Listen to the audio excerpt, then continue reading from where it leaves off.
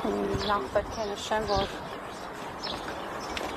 նշեցիք ինչու ենք այսօր այստեղ, տևական ժամանակ է, որ պետությունը շատ մեծ ծավալի ներդրումներ է անում մեր բուհերում և նաև գիտահետազոտական կառույցներում և Երևանի պետական համալսարանում ձևավորվել են նոր հզորություններ։ Այսօր կունենանք առիթ միանգամից մի քանի այդպես ձևավորված նոր ենթակառուցվածքները տեսնելու, որոնք նոր հնարավորություններ են բացել թե բուհում բարձրագույն կրթության և թե նաև գիտահետազոտական աշխատանքի իրականացման առումով և կարծում եմ, որ շատ կարևոր է, որպեսզի այդ աշխատանքը նաև տեսանելի լինի։ Ու այսօր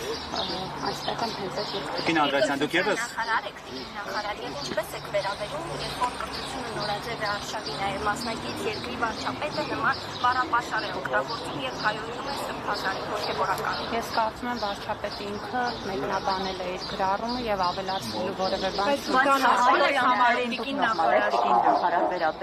կարծում եմ, որ եթե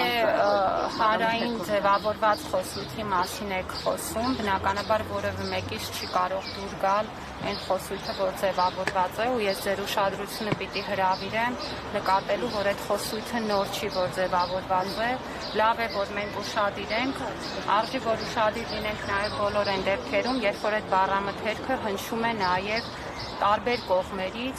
այդ թվում օրինակ իմ նկատմամբ։ Գիտեք, բնականաբար որևէ մեկը չի կարող արդարացնել այդ խոսույթը, մենք շատ տարբեր քննարկումներ ենք ունեցել, նաև առիթ ենք ունեցել կառավարության նիստում էլ այդ հարցերից խոսել և կարծում եմ ավելի քան Օրինակ Նիկոլ Փաշինյանի հետ այս թեմայով խոսել եք, ինչ-որ հորդորացել եք, որ Ես կարծում եմ, որ այն մեկնաբանությունները ու այն վարչապետի կողմից նաև այն հավելյալ գրառումները, որ արվեցին, ավելի քան պարզ են դարձնում։ Դուք ևս համարում եք, որ եկեղեցիները չուլանացված են, Տիկին Անդրեասյան։ Ես կարծում եմ, որ մենք ունենք մեր հուշարձանների հանդեպ հոգատարության, այդ թվում հանրային հոգատարության շատ լուրջ խնդիր։ Ու առաջին անգամ չեմ այդ մասին խոսում,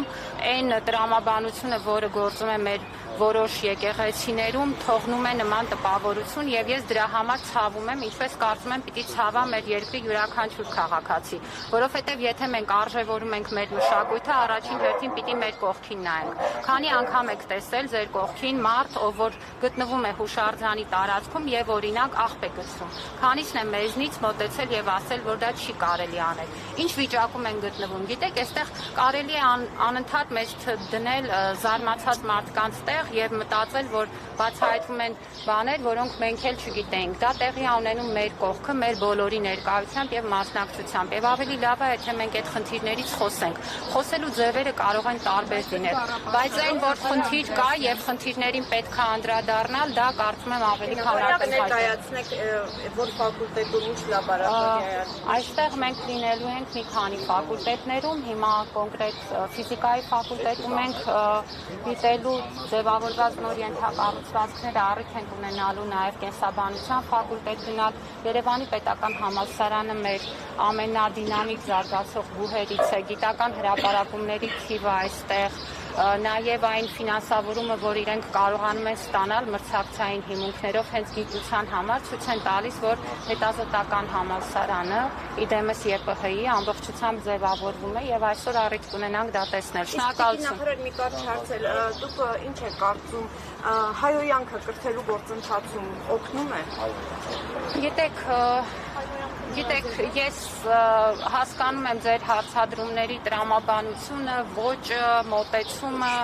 ինքս կարծում եմ, որ մենք պետք է շատ ուշադիր լինենք հանրային խոսույթի նկատմամբ, դա դիտում եմ նաև կրթության ուղիղ խնդիրը, մենք առիթ ենք ունեցել նաև խոսելու, որ ընտանիքներում են երեխաներին սովորեցնում որոշակի անպարկեշտ բառեր և որևէ կերպ չեմ կարող համարել դա ընդունելի, որովհետև կարծում եմ, որ մենք բոլորս կարող ենք միասին խոսել, քննարկել, ունենալով տարաձայնություններ և դա կարող ենք անել մեր լեզվի հարուստ բառապաշարով։ Բայց դրա համար արդյոք պետք չի, որ օրինակ լինեն հենց